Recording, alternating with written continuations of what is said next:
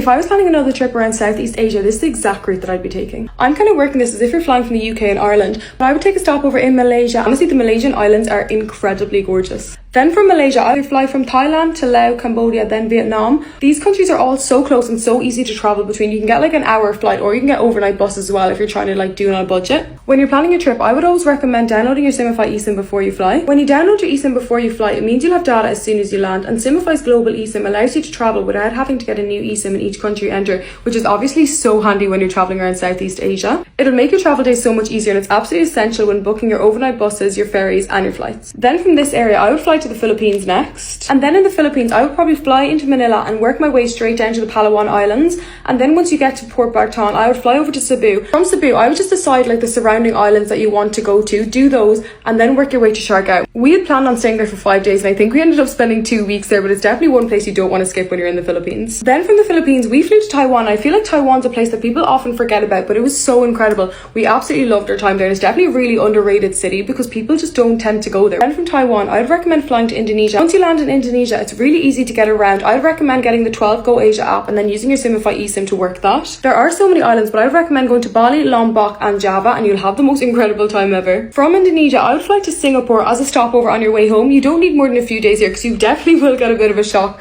from the prices in Asia to the prices in Singapore, but it's definitely a city that is worth seeing. I absolutely loved it there. And then from there, you'd make your way home, and honestly, I think that's the best route that you can do when traveling around Southeast Asia.